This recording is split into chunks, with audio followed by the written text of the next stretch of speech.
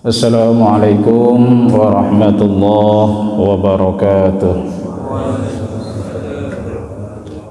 Alhamdulillah, alhamdulillahi musawwiril khalqi wal arham, ghafiriz dzunubi wal asam, qabilit taubati wan nadam, alladzi ja'ala ta'lim wa ta'alum min ahammi ta'alimil Islam. Asyhadu an la ilaha illallah wahdahu la syarika lah, syahadatan tunjina biha min jamil ahwali wal afati wal alam. Wa asyhadu anna sayyidana wa nabiyyana Muhammadan abduhu wa rasuluh, ma'danul ulumi wal irfani wal hikam. Allahumma fasalli wa sallim wa barik ala khairil anam, habibina wa syafiina wa maulana Muhammadin sallallahu alaihi wasallam, nuriz zalam, wa ala alihi wa ashabihi wa atba'ihi min yaumi risalatihi ila yaumil khitam. Rabbi shrah li sadri wa yassir li amri wahlul 'uqdatam min lisani yafqahu qawli. Rabbi shrah li sadri wa yassir li amri wahlul 'uqdatam min lisani yafqahu qawli. Rabbi shrah li sadri wa yassir li amri wahlul 'uqdatam min lisani yafqahu qawli. Ila hadratin nabiyil mustafa Muhammadin rasulillah sallallahu alaihi wasallam wa ala alihi wa sahbihi wa swasihi waladi wa dhurriyyati wa jami'i baiti ajma'in, summa ila jami'i ikhwani min al-anbiya wal mursalin wal awliya wa syuhada was salihin was sahabati wat tabi'in wal ulama al 'amilin al mukhlisin wal musannifin wal mufassirin wa ibadil arba'il mujtahidin wa jami'il mujahidin fi sabilillahi rabbil alamin wal malaikatil muqarrabin wa la khususan la musannif hadzal kitab al-imam al-alam Ahmad bin Husain asy-syahir bi Abi Suja wa Syekh Muhammad bin Qasim al-Ghazi, anallaha yaghfir lahum dzunubahum wa yarhamuhum wa yulid darajatihim fil jannah. Nafa'anallahu bima bi'ulumi fid dharain lana lahum wa lahum al-Fatihah. A'udzu billahi minasy syaithanir rajim. Bismillahir rahmanir rahim. Alhamdulillahi rabbil alamin, arrahmanir rahim, maliki yaumiddin. Iyyaka na'budu wa iyyaka nasta'in. Ihdinas siratal mustaqim, siratal ladzina an'amta 'alaihim ghairil maghdubi 'alaihim waladdallin. Amin. Radul muhtaramin yang saya ta'zimi, saya muliakan para alim, para ulama, para asatid, para hujaj, wabil khusus yang saya hormati ta'zimi DKM Masjid Jami Al-Bayyinah, Ustadz Ali Akbar, Ustadz Doni, Ustadz Untung, dan para ustadz lain yang tidak bisa saya sebutkan namanya satu persatu tanpa mengurangi rasa ta'zim dan hormat saya. Para hadirin hadirat sekalian, jamaah majelis Masjid Al-Bayyinah dimuliakan oleh Allah. Alhamdulillah, pada pagi hari ini kita sudah masuki pertemuan yang ke-25, yaitu kita pada pagi hari ini akan membahas tentang sholat Jumat dan hal yang terkait dengan sholat Jumat, termasuk nanti mungkin dikaitkan dengan pertanyaan yang kemarin ada, itu yang musafir tentang sholat Jumat kemarin, nanti juga terjawab dengan adanya pembahasan di kitab ini secara langsung. Baik, seperti biasa sebelum ta'lim kita mulai, mari sekali lagi sama-sama kita membaca surat Al-Fatihah sekali lagi. Mudah-mudahan kita semua yang hadir di majelis ini senantiasa Allah berikan sehat afiat, umur yang panjang dan barokah, rezeki yang banyak dan berlimpah. Diberikan kita oleh Allah putra-putri yang solih dan solihah, kapan kita berpulang kepada Allah diberikan kita kematian yang husnul khotimah. Ala hadiniyah wa ala kulli niyatin solihah, fa ila hadratin nabiyil mustafa Muhammadin Rasulullah sallallahu alaihi wasallam. Al-Fatihah. A'udzu billahi minasy syaithanir rajim. Bismillahirrahmanir rahim. Alhamdulillahi rabbil alamin, arrahmanir rahim, maliki yaumiddin. Iyyaka na'budu wa iyyaka nasta'in. Ihdinas siratal mustaqim, siratal ladzina an'amta 'alaihim ghairil maghdubi 'alaihim waladdallin. Amin. Baik, kita langsung aja Pak ya, waktunya sekarang subuh udah jam 5 itu. Subuh udah jam 5 sekarang, jadi waktunya mepet, langsung nggak pakai pengantar, langsung kita baca aja kitabnya. Kita hari ini berbicara tentang sholat Jumat. Sholat Jumat adalah salah satu kewajiban kita, seperti disebutkan tuh dalam surat Al-Jum'ah ayat 9, ya ayyuhalladzina amanu idza nudiya lis-sholati min yaumil jum'ati fas'au ila dzikrillah wa zarul bai' dzalikum khairul lakum in kuntum ta'lamun. Jadi kalau ada yang nanya, yaitu dasar hukumnya kewajiban sholat Jum'ah. Jadi kita baca oleh para imam-imam kita dan khatib-khatib kita. Baik, bismillahirrahmanirrahim, kita baca apa yang terkait dengan sholat Jumat itu, tentang syarat-syarat wajibnya, syarat pelaksanaan sholat Jumat, sama rukun-rukunnya. Di situ juga tadi diselipkan rukun khutbah ya, ada di situ. Bismillahirrahmanirrahim. Qala al-musannifu rahimahullah taala. Nafa'anallahu bihi wa bi'ulumihi fid dharaini amin. Wa syaraitu wujubil jum'ati, dan adapun syarat wajibnya sholat Jum'ah, sab'atu asya'a, itu ada 7 hal.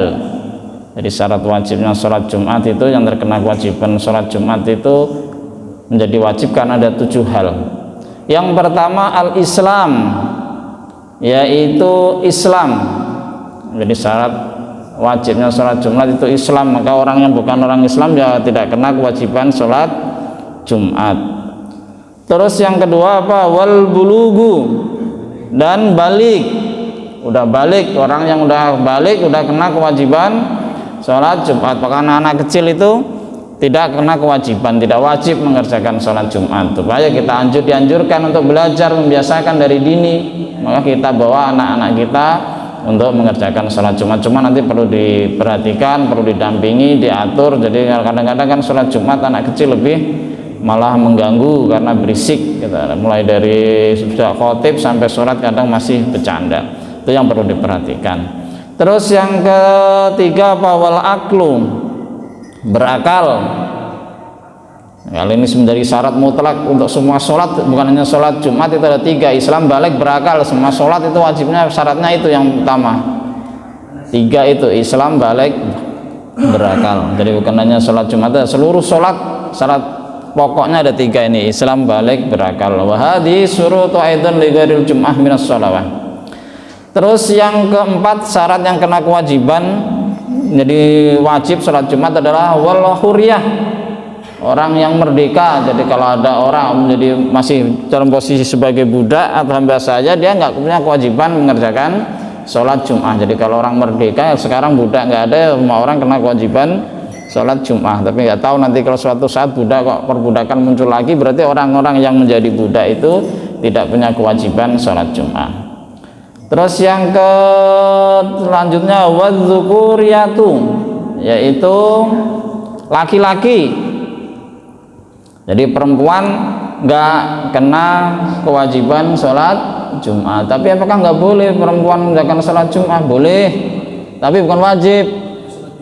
Nah, kalau dia mengerjakan nanti dibahas, nggak sholat zuhur lagi, nanti ada dasarnya. Jadi nggak sholat zuhur lagi. Boleh perempuan, terutama yang udah sepuh-sepuh atau yang udah apa namanya. Tapi ini sekedar boleh ya, sekedar boleh seandainya kepengin gitu, maksudnya. Jadi yang bersuami atas izin suaminya boleh, tapi memang yang wajib adalah laki-laki. Nah, jadi karena pada masa Nabi juga ada perempuan yang mengerjakan sholat Jumat. Bahkan ada beberapa perempuan itu saking rajinnya sholat Jumat, seperti Ummu Hisam bin Al-Haris itu sampai hafal surat Qaf itu karena sering dibaca oleh Nabi pada saat sholat Jumat.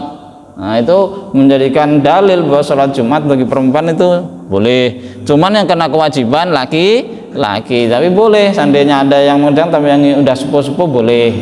Tapi kewajibannya hanya untuk laki-laki. Wasehatu, sehat. Orang yang sakit nggak kena kewajiban sholat Jumat. Tapi kalau sakit meriang doang ya sholat Jumat lah, meriang dikit aja. Kalau dengan alasan sakit nggak berangkat ya keterlaluan. Pilek dikit aja, Ustaz nggak berangkat, kacau.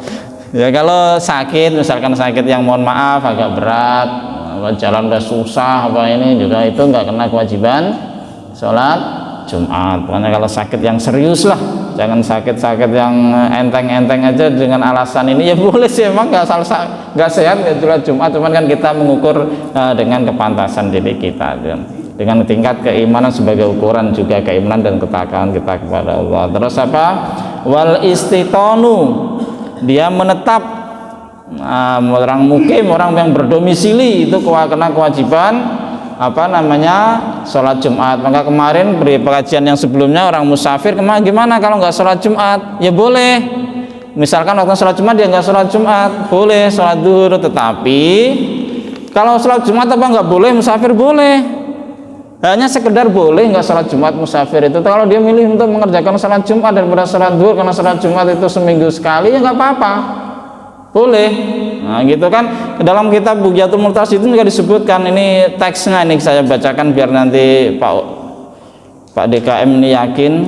Jadi dalam kitab Bughyatul Muqtasidin disebutkan, ya juzu liman la talzamul jum'atu ka abdin wa musafirin aw imra'atin ayyusallil jum'ata badalan anidz zuhri wa tujzihu.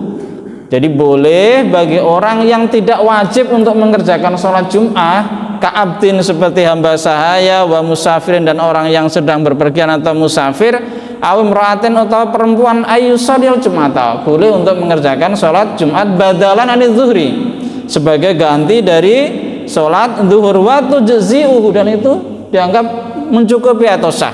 Bal hiya afdhalu li annaha fardhu ahlil kamal, bahkan itu lebih utama. Ya, namanya Jumatan seminggu sekali. Kenapa? Li annaha fardhu ahlil kamal, karena sholat Jumat itu adalah fardu untuk orang yang sempurna posisinya. Wala tajuzu i'adatu zuhron, tidak boleh lagi diulangi. Jadi kalau udah mengerjakan sholat Jumat, misalkan ibu-ibu yang mohon maaf tadi udah sepuh ikut sholat Jumat atau musafir ikut sholat Jumat, nggak usah diulangi pakai sholat duhur. Khaisu kamrat surda, sekiranya sholat Jumat itu sudah sesuai syarat-syaratnya, sudah memenuhi syarat-syaratnya sholat Jumat, jadi itu nggak usah diulangin. Jadi kalau orang musafir boleh nggak mengerjakan sholat Jumat, boleh karena dia emang nggak wajib. Tapi kalau mengerjakan apakah nggak boleh? Boleh. Malah ini kalau menurut kitab ini malah yang utama. Hanya sekedar maksudnya nggak mengerjakan sholat Jumat itu sekedar boleh karena posisinya musafir. Hanya sekedar kebolehan, seandainya memang nggak bisa repot nggak usah sholat Jumat, ya nggak apa-apa. Tapi kalau mau mengerjakan sholat Jumat juga nggak apa-apa. Jadi begitu. Jadi ini yang lebih utama. Bal huya afdhalu li annaha. Nah terkait kemarin itu gimana yang ada di jamak qashar itu, kalau begitu ya kita jamak qashar ya kalau Jumat ya ada Jumat, nanti ditaruh di belakang atau ditaruh di depan, tapi disebutnya jangan disebut Jumat kayak kemarin, disebutnya duhur aja, yang pas jamaknya pas qasharnya itu. Jadi begitu. Jadi kalau ada orang kalau memang di musafir dia pengen sholat Jumat ya nggak apa-apa. Jadi tapi kalau nggak sholat Jumat ya nggak apa-apa, boleh. Karena itu kebolehan rukhsah yang diberikan oleh syariat. Jadi ini yang kelima. Yang ketujuh adalah istiton, menetap di suatu wilayah atau berdomisili di suatu wilayah. Jadi itu ada dasar hadisnya, itu disebutkan lewat Jabir. Jadi di situ ada au musafirin, jadi enggak au musafirun, enggak kena kewajiban mengerjakan sholat Jum'ah. Jadi itu kadang-kadang ya itu pilihan sih. Jadi itulah hukum, dikasih pilihan kita. Ada kemudahan kita ambil ya bagus, karena kalau dikasih kemudian kata Rasulullah dikasih bonus dari Allah ya, dikasih kemurahan ya ambil aja biar yang ngasih seneng. Nah kan gitu. Kata Rasulullah Shallallahu Alaihi Wasallam, itu yang pertama, kita persingkat ya. Nah, nanti itu syarat yang kena wajib sholat Jumat. Jadi orang musafir enggak, budak enggak, orang sakit enggak. Kalau itu biasanya aslinya bisa jadi uzur ketika memang itu terjadi. Jadi begitu. Terus selanjutnya kita bahas tentang syarat sahnya sholat Jumat. Bismillahirrahmanirrahim. Wa itu sihhati fi'liha, dan adapun syarat sahnya dari pelaksanaan sholat Jumat itu salah satu ada 3. Syarat pelaksanaannya itu ada 3. Yang pertama adalah antakunal baladu misron au qaryatan. Jadi pelaksanaannya, tempat pelenggarannya itu di sebuah kota ataupun desa. Jadi di sebuah desa yang ada penduduknya yang menetap, ada penduduknya, ada penghuninya. Nah masalah kemudian muncul ketika gimana tuh orang-orang yang kan kadang sholat di kantor-kantor itu saja. Nah sholat di kantor itu kan bukan mustatin, ya kan, malah biasanya nggak ada penduduk situ kan. Nah itu bagaimana yang begitu? Padahal persyaratan ini, tapi kalau ini menurut fikih Imam Syafi'i harus mustatin itu menurut fikih Imam Syafi'i. Lalu gimana di kantor-kantor itu yang apa namanya bukan orang situ kebanyakan, tapi karyawan-karyawan yang bukan orang mustatin, bahasa fikihnya bukan berdomisili di situ tapi bekerja di situ. Nah itu kalau menurut Imam Madzhab Syafi'i, sebagian besar Madzhab Syafi'i ya tidak dianggap kurang, tidak sah. Nah tapi kan kita untungnya kita itu kan begitu, fikih itu banyak ulama banyak mazhab pemikiran yang dengan berdasarkan istihad itu bisa mungkin jadi berbeda. Kalau menurut mazhab mayoritas mazhab Syafi'i itu tidak dianggap sah karena tidak memenuhi syarat tadi, ada menetap di suatu wilayah, mustatin atau istiton, seperti dikatakan Imam Al-Mahamili, Imam Al-Haramain, Imam Al-Baghdadi, Imam Al-Tawali. Bahkan menurut mazhab Maliki dan mazhab Hambali, Syafi'i, tiga mazhab itu menyatakan ulama, sebagian besar ulamanya tidak sah. Tapi menurut mazhab Hanafi itu boleh, biarpun tidak ada warga di situ yang mustatin, itu boleh. Itulah enaknya kita punya banyak ulama yang bisa kita ikutin. Termasuk pendapat di sini yang sering disampaikan adalah Syekh Ismail Zain Al-Yamani, itu termasuk para pengikut mazhab Hanafi. Itu enggak apa-apa, karena yang menjadi persyaratan dasarnya adalah ayat Al-Qur'an tadi sendiri, ya ayyuhalladzina amanu idza nudiya lis-sholati min yaumil jumu'ati fas'au ila dzikrillah. Kalau menurut mazhab Hanafi, mustatin itu bukan menjadi persyaratan sahnya sholat Jumat, harus berdomisili itu tidak menjadi syarat yang diperintahkan dalam ayat itu. Adalah kita mengerjakan sholat Jumat itu berjamaah, syarat mutlaknya itu harus berjamaah. Ya ayyuhalladzina amanu idza nudiya, perintah untuk orang banyak dan berjamaah, itu yang menjadi syarat mutlak yang disebutkan dalam ayat Al-Quran. Karena mustatin ini bagian dari, karena berdasarkan hadis, dan itu kemudian menjadi ikhtiyat, kehati-hatian di antara para ulama. Seperti kita sampaikan sebelumnya, Imam Syafi'i, mazhab Syafi'i itu yang paling hati-hati dalam segala hal termasuk ibadah. Makanya persyaratannya dia tuh lebih keras, lebih berat dibandingkan dengan mazhab yang lain. Nah, dalam posisi yang normal bagus kita sebagai kehati-hatian, tapi dalam posisi yang tidak normal kita bisa mengadopsi atau kita bisa memikir beralih kepada mazhab lain yang lebih memungkinkan. Seperti kita sebutkan di pertemuan kayak haji dulu kita sebutkan kan, kalau menurut mazhab Syafi'i kita nggak haji nggak selesai, nggak kelar-kelar. Tawaf, mau tawaf kesenggol batal, nggak kelar kita haji, nggak jadi selesai haji. Kita beralih ke mazhab Hanafi, kita nggak pakai dudah mazhab Syafi'i dalam berhaji, kita pakai yang senggolan dengan lawan jenis, nggak batal kita tawaf karena nggak mungkin kan kondisinya. Nah seperti itu. Di kantor berbeda pendapat para ulama, ada yang menyatakan sebagian mazhab besar mazhab Syafi'i, Maliki, Hambali nggak boleh karena tidak mustatin, nggak ada orang di situ. Kalau mazhab Syafi'i itu nanti juga persyaratannya ketat, sholat Jumat itu tidak sembarangan bisa mengadakan sholat Jumat, musola apa itu tidak sembarangan, tapi yang lain nanti bisa ditimbangkan pertimbangan yang lain, ilah hukumnya lain apa. Jadi ini yang pertama harus dilakukan di sebuah kota atau desa atau wilayah yang ada penduduknya mustaqim. Terus yang kedua apa persyaratan yang kedua? Kalau menurut mazhab Syafi'i, karena kitab ini mengarut mazhab Syafi'i, ya, maka beliau banyak berpendapat sesuai dengan mazhab Imam Syafi'i. Wasani, syarat yang kedua, ayyakunal adadu fi jamatil jum'ah arba'ina rajulan min ahlul jum'ah. Syarat yang kedua adalah bahwa jumlah jamaahnya minimal harus 40 yang ahli jum'ah, yang memenuhi syarat sebagai orang yang mengkena kewajiban sholat jum'ah. Misalkan nih pesertanya pas-pasan, ini kalau menurut mazhab Syafi'i ya, untuk sebagai kalian pas sholat Jumat itu misalkan awalnya mau udah 40, nggak taunya Pak Haji Mahmud kebelet mengalami sakit perut yang nggak bisa ditahan, pas waktu sholat Jumat tiba, kabur karena nggak tahan daripada brojol di situ, keluar di situ pulang kurang 1, jadi 39. Itu kalau mazhab Syafi'i nggak boleh, nggak sah, harus 40. Nah itu syaratnya ketat begitu karena misalkan seperti itu. Tapi kalau mazhab yang lain, misalkan ini sebagai perbandingan, ini paling enak di mazhab Hanafi, 3 orang aja udah cukup, asal ada yang bisa khotib, ada yang bisa imam. Tapi 3 orang ini di luar di luar imam loh ya, beda, berarti 4 orang minimal. 4 orang. Kalau udah ada di luar itu boleh. Kalau menurut Imam Maliki itu minimal ya pernah dipraktekkan juga 12 orang. Kenapa? Apa dasar hukumnya Imam Maliki? Ini dari lanjutan kitab itu ayat Al-Qur'an tadi. Wa idza ra'ahum tijaratan aw lahwan faddu ilaiha wa tarakuka qa'ima kul ma indallahi khairum minal lahwi wa minat tijarah wallahu khairum. Jadi pernah pada masa Nabi itu terjadi. Pas sholat itu 40 orang ada wa idza ra'ahum tijaratan aw lahwan, kemudian ada kafilah datang bawa dagangan baru-baru. Orang Arab itu kan pedagang biasa, sama kayak di sinilah, ada dagangan baru, bawa dagangan yang bagus-bagus baru datang dari Syam.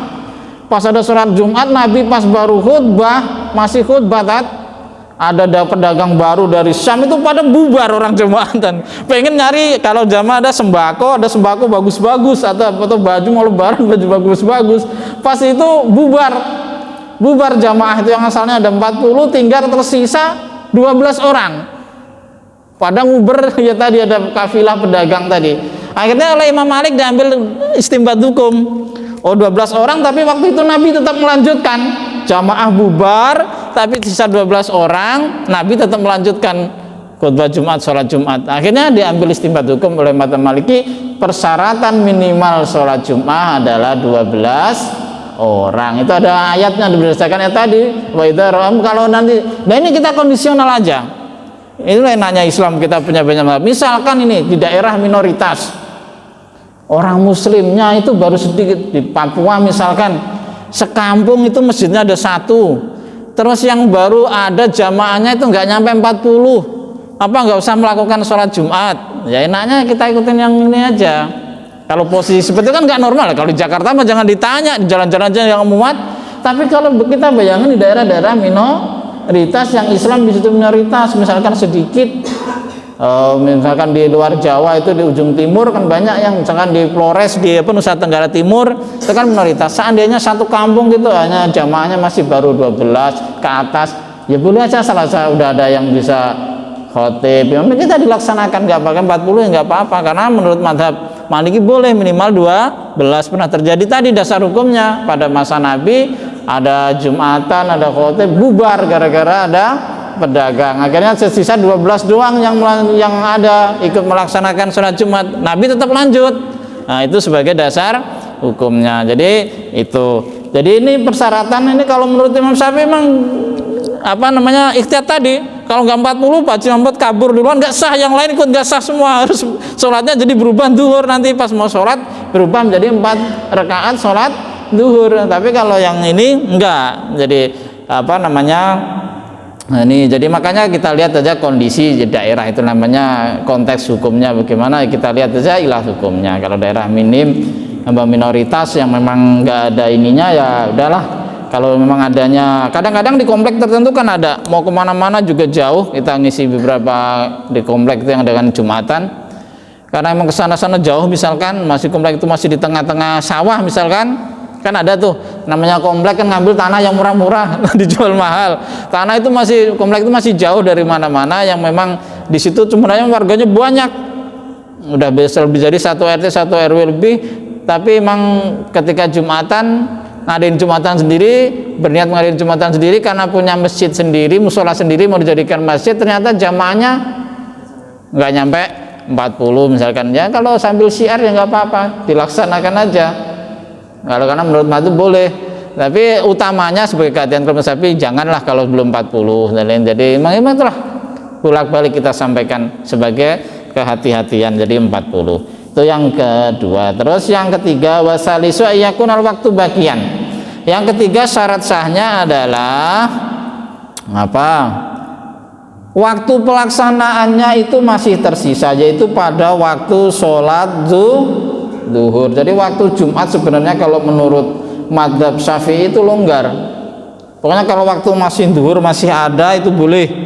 Misalkan baru jam 2 boleh, tetapi menurut pendapat yang paling kuat waktu sholat Jumat itu pendek, kira-kira hanya 1 jam ketika mulai dari azan itu berkumandang. Tapi sebenarnya kalau menurut yang luas itu boleh sampai sebelum waktu zuhur itu habis. Karena berdasarkan yang ngambil waktu pendek untuk ikhtiyat itu hanya sekitar 1 jam, itu berdasarkan mengambil mafhum muwafaqah dari hadis Nabi, bahwa hadis Nabi itu dalam riwayat Jabir menyebutkan dalam riwayat Salam bin Al-Aqwa menyebutkan bahwa kunna nusolli man Nabi sallallahu alaihi wasallam al-jum'ata summa nansarifu wa laysa lil khitani dhillun nastadilu fi. Jadi kami pada masa Nabi itu ketika kami mengerjakan sholat Jum'ah lalu kami selesai dari sholat Jum'ah itu kita keluar ruangan itu bayangan benda itu belum tinggi, nggak bisa kita pakai untuk bernaung. Berarti bayangan benda belum tinggi itu waktunya pendek, berarti masih siang. Jadi kalau waktu tengah hari itu kan matahari kalau tepat tengah atas kepala kita kan nggak ada bayangan. Zuhur itu mulai masuk, Jumat itu masuk ketika matahari udah bergeser, ada bayangan dikit. Nah sampai terus waktu Jumat itu kalau menurut sini para riwayat ini Salam bin Al-Aqwa sampai kita selesai waktu Nabi sholat Jumat itu bayangan belum lagi panjang, belum bisa untuk berteduh. Berarti waktu Jumat itu kalau menurut yang hati-hati nih ya ikhtiyat itu pendek ya, sekitar 1 jam sampai waktu duhur berlanjut itu dari adzan duhur sampai sekitar 1 jam 1 jam setengah itu menurut ikhtiyat ya. Dari Sahal juga begitu, riwayat dari Sahal bin Sa'ad menyatakan bahwa kunna nuqabbilu wa nataghatta illa ba'dal Jum'ah. Kami itu pada masa Nabi sering tidur qailulah, tidur sebentar di siang hari, dan juga tidak makan kecuali sesudah sholat Jumat. Artinya apa? Waktu sholat Jumat itu pendek, bisa cukup, bisa untuk kita mendapatkan tidur qailulah setelah sholat Jumat atau tidak makan. Jadi itu tapi yang waktu ikhtiarnya itu sampai dengan selama waktu duhur itu masih ada itu boleh. Lalu bagaimana masalahnya kalau kita pepetkan? Misalkan nggak boleh. Jadi misalkan begini, kita baru mau ngadain Jumatan itu 2:30 udah mepet, asar misalkan jam 3 misalkan, sekedar misal. Tapi yang hati-hati tadi ya, waktu Jumat itu pendek. Ini ada yang membolehkan sampai panjang sampai waktu asar, sebelum waktu asar. Tapi seandainya 2:30 kita baru misalkan tadi ada kerepotan, ada musibah, ada kebakaran di kampung itu pas hari Jumat, orang panik semua di masjid, orang jamaah kebakarannya dekat masjid misalkan, depan masjid atau samping masjid, jamaahnya ikut bantu semuanya memadamkan kebakaran. Rumahnya Pak Haji misal samping masjid gedong, kebakarannya gede, membutuhkan orang yang banyak. Akhirnya orang mau memadam itu semua sampai pas selesai itu kebakaran itu bisa diatasi. Waktu Jumat tinggal 1/2 jam, mungkin nggak kejadian seperti itu?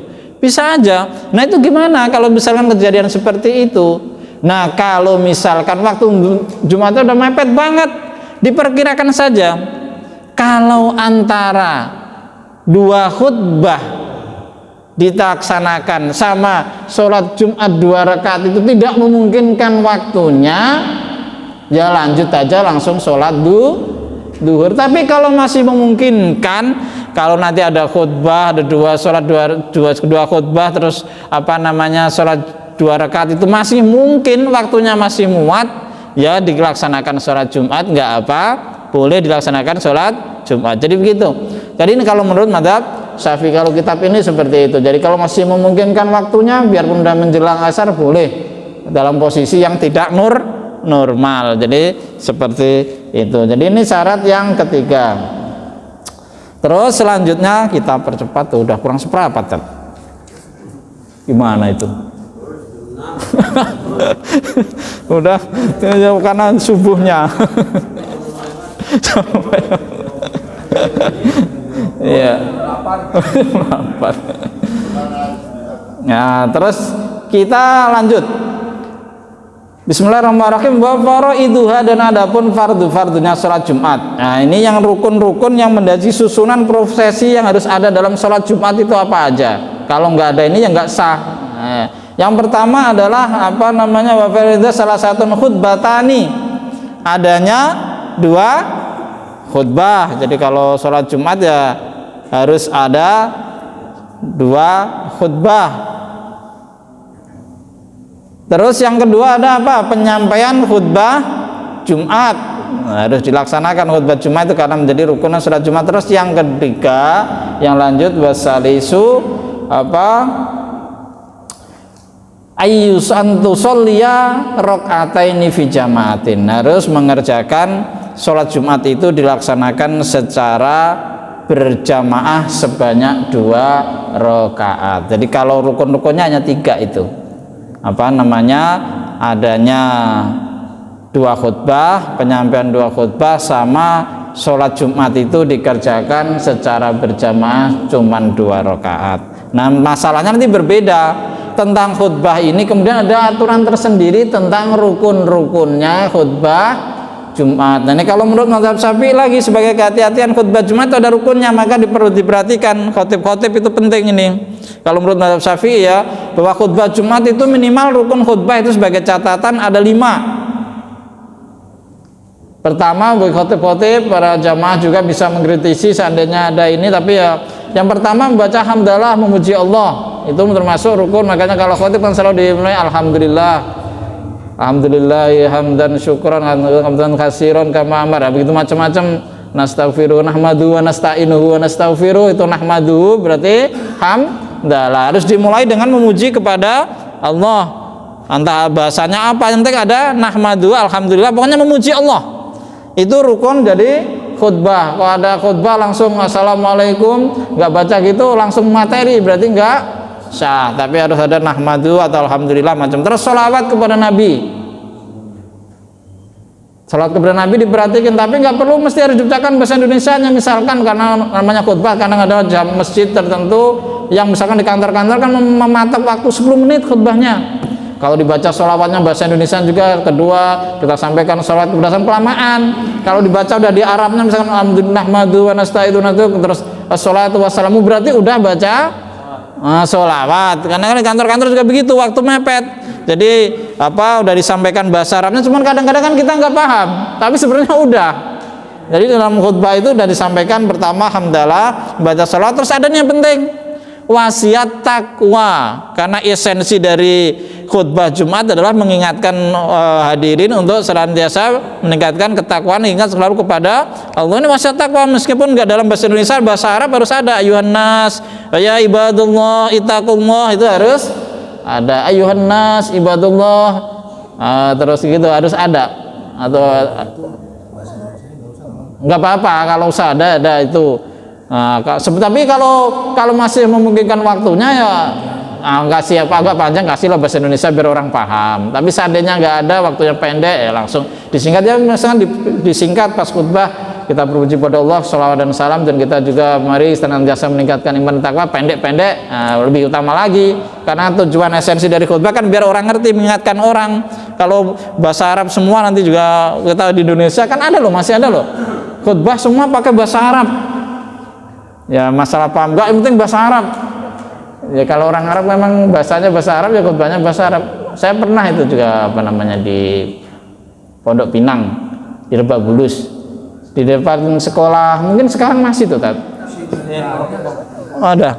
Ya di depan sekolah Polri itu, seberang persis itu, saya pernah mau pulang kampung itu.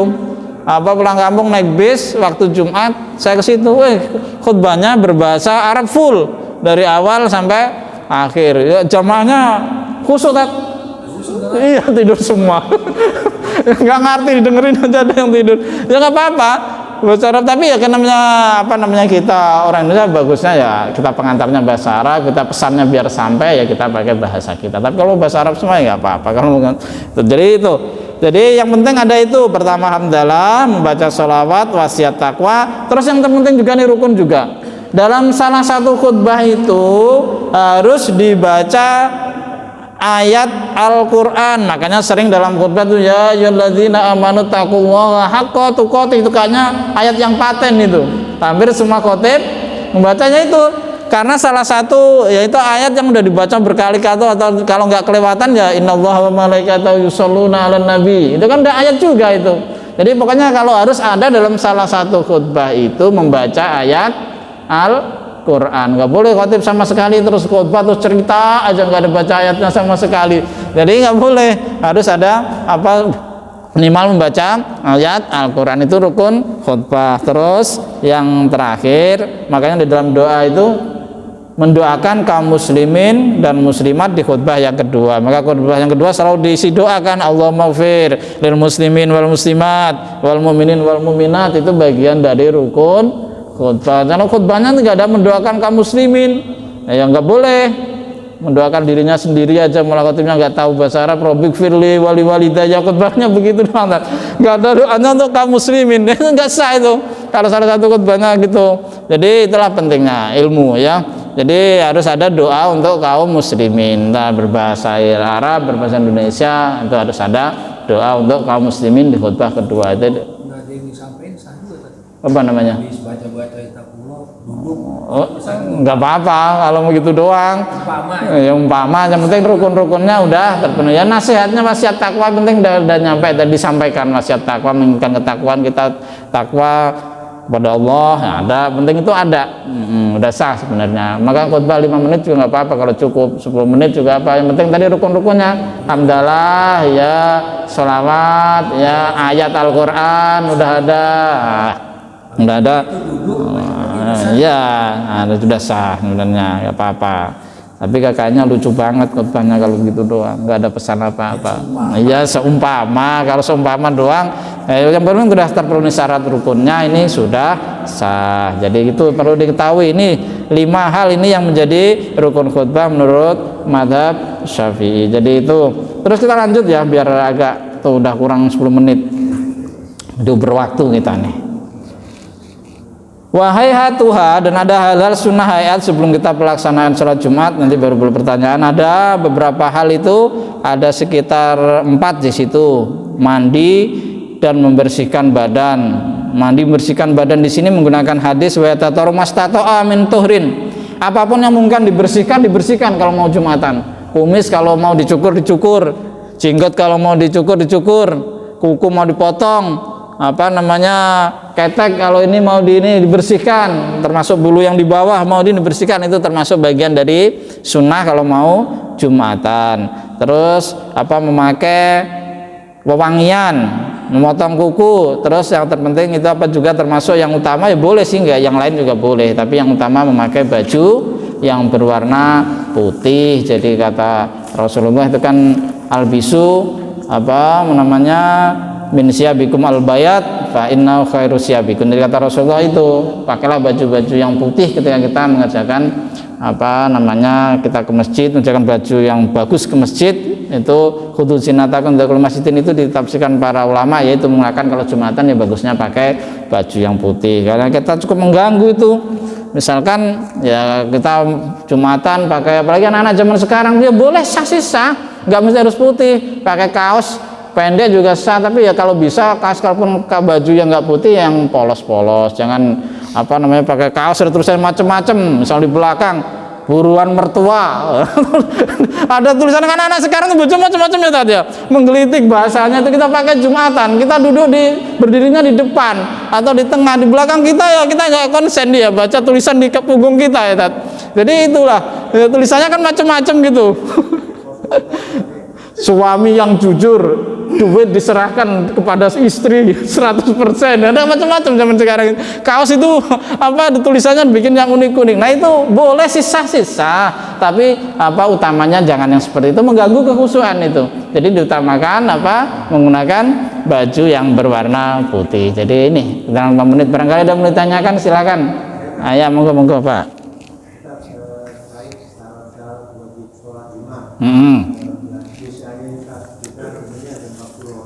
Tapi dicampur sama anak baris ya. Kedua, kita jumlahnya mungkin 40 orang, tapi ada salah satu yang stres. Ya. Iya. Yang nomor 7 menetap di suatu wilayah. Iya. Artinya kita di lingkungan ya. Bagaimana kalau kita kan Jumat itu bekerja. Yang tadi sudah kita sebutkan. Terus sama pagi-pagi sholat Jumat. Ini kan ada jumlah berubah. Iya. Ada yang 2 khutbah 2 ajan, 2 khutbah 1 ajan. Kalau tidak saya Iya. Wah, banyak bener ini, Pak.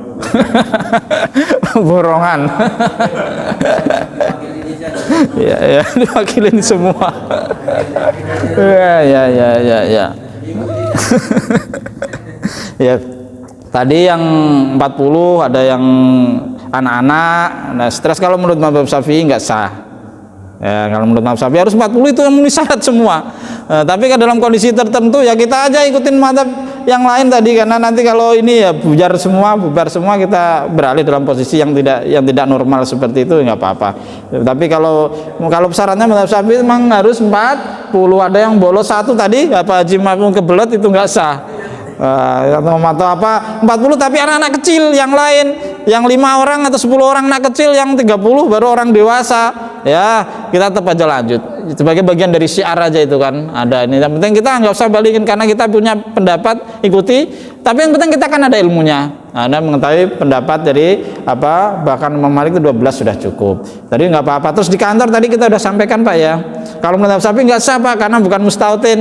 Mustautin artinya orang yang memang berdomisili di situ. Jadi apa? Di kantor itu ada satu yang menetap. Nggak apa-apa, orang nggak ada yang menetap aja nggak apa-apa kan menurut madhab apa Hanafi, nggak apa-apa. Nah, itu kalau seandainya itu kalau ada malah bagus, sebagian ada itu malah bagus. Seandainya nggak ada aja menurut madhab apa namanya, daripada nggak mengerjakan sholat Jumat, nggak sholat Jumat wajib, sementara kita kewajiban dan kondisinya apa namanya normal saja, hanya karena mungkin karena di situ misalkan kantor kita di Jakarta Pusat kan udah nggak ada apa namanya warga situ rata-rata, yang perkantoran itu kayak di apa namanya Kuningan itu kan rata-rata kantor semua. Nah kan ada kewajiban sholat Jumat itu berlaku, ya udah kita laksanakan saja. Nah kita beralih karena kerja di sholat sana kan orang mana-mana, orang Bogor, orang mana, justru orang jauh semua yang kerja di perkantoran, jadi nggak apa-apa. Jadi itu apa namanya ini. Terus yang terakhir tadi Bapak, saya lupa Pak. Azan 2 kali. Jadi diperhatikan ini rukun pelaksanaan sholat Jumat itu gak terkait dengan azan 2 kali atau 1 kali. Kita zaman Nabi azan 2 kali, ada yang pernah sekali, tapi Nabi selalu melihat 2 kali karena untuk mengingatkan waktu itu. Jadi azan itu nggak apa-apa, kalau mau sekali juga nggak apa-apa. Nah, tapi kata dulu prakteknya juga begitu. Saya ada di beberapa komplek itu apa namanya awalnya azan sekali, tapi azan sekali pas azan pertama itu belum pada datang. Sampai kita khotib datang itu orangnya belum ada. Iya kan, ya, akhirnya diajukan azan 2 kali biar ada persiapan untuk warga itu. Jadi nggak apa-apa mau azan 2 kali sekali. Yang penting rukun sholat Jumatnya itu tak ada pelaksanaan khutbah 2 kali khutbah, nggak boleh khutbahnya sekali. Ada kalau menurut mazhab Syafi'i harus ada duduk di antara 2 khutbah meskipun sebentar, saktah tumakninah sebentar, seorang mau apa namanya mengucapkan zikir apa, penting ada duduknya di antara 2 khutbah biarpun hanya sebentar. Nah itu jadi nggak masalah Pak ya mau adzan sekali 2 kali. Jadi barangkali itu yang bisa disampaikan. Ada yang mau tanya lagi? Jelas Pak ya? Jelas ya? Bisa dipahami ya? Ada yang mau tanyakan lagi? Oh, nggak boleh lewat jam 6 ya? Ya, enggak Pak. Jadi kalau khutbahnya nggak terpenuhi, apakah kita langsung memberitahu? Misalnya makmumnya itu tahu ya, kalau tidak terpenuhi, apakah langsung kita memberitahu ke khotibnya supaya mengulang khutbahnya atau pas sholat zuhur lagi berjamaah? Iya, ini yang dilema terus terang. Kalau kita mau menyampaikan secara langsung terkait dengan etis dan tidak etis, menghargai apa menjaga kehormatan orang itu wajib. Sholat Jumat juga wajib. Di antara 2 wajib ini kita ambil yang akhafud daruren aja ya. Udahlah biarin saja kita lanjutkan sholat Jumat, tapi nanti setelah itu kita kasih tahu, dan kita kalau boleh kalau kita ragu-ragu di rumah pulang udahlah kerjain zuhur lagi 4 rakaat sebagai, tapi karena kita menjatuhkan kalau kasih tahu langsung orang juga merusak apa harkat martabat, apalagi dia dipanggil ustaz kita ajarin di depan, itu kita ambil yang akhafud daruren ya, kita peringatkan. Tapi setelah di tempat saya pernah, mohon maaf, ada seorang ustaz yang udah di mana-mana sering ngisi kan, di sini juga insya Allah pas habis, namanya orang jamaah mungkin juga nggak paham atau gimana, kita juga nggak merhatiin dari awal. Kebetulan saya waktu itu ada, cuman saya nggak merhatiin juga. Tapi beliau itu kalau ini kurang nggak menyampaikan wasiat takwa. Ya lupa. Begitu turun langsung ditegur, negurnya kenceng banget jamaahnya itu. Ya kalau kita kan biasanya harusnya halus, peran dulu gimana, apa itu. Udah langsung ditegur. Tapi ini kan bikin jamaah juga ragu-ragu kan. Pernah Pak, memang sering jadi, makanya kita perlu perhatikan. Itulah pentingnya DKM juga mencermati itu ketika menyampaikan wasiat takwa nggak di dalam khutbah. Kalau ini kita sampaikan tapi ya dengan bahasa yang santun lah kita, karena beliau itu kan Di sini ditulis ada rutan. ya, mau ada maksudnya. Jadi maksudnya bukan bermaksud merendahkan. Iya. Memang untuk keselamatan kita kan. Iya. Misalnya kita bisikkan aja bahwa tadi belum lengkap nih. Oh iya, nggak apa-apa, disampaikan saja. Memang harus kewajiban kita juga saling mengingatkan tawasaw bil haq wa tawasaw sabri, tapi kita harus tahu jaga etika juga. Jangan sampai kita menghancurkan kehormatan orang lain. Nah, kita ragu, kerjakan aja sholat zuhur di rumah setelah itu, jadi nggak apa-apa. 2025 saya nggak undang ustadz dari luar ya. 2025 ini pada khutbah nih. Ini kurang hati nih. Sejatuh nih semua nih. Gantian aja orang Al-Bayyinah kan, tadi banyak ini udah cukup. Harus kita nih bayar dulu Pak Supri ya. Awal tahun. Duluan khutbah besok. Ya, udah cukup ya Pak ya. Jam 6 lebih nggak boleh sama Pak Ketu. Kita tutup talim kita ya. Mari kita tutup talim kita dengan doa akhir majlis. Subhanakallahumma bihamdika asyhadu an la ilaha illa anta astaghfiruka wa atubu ilaik. Mohon maaf Bapak Ibu kalau ada kata-kata yang kurang berkenan, ada kekurangan di sana sini. Wallahul muwaffiq ila aqwamit thoriq. Assalamualaikum warahmatullahi wabarakatuh.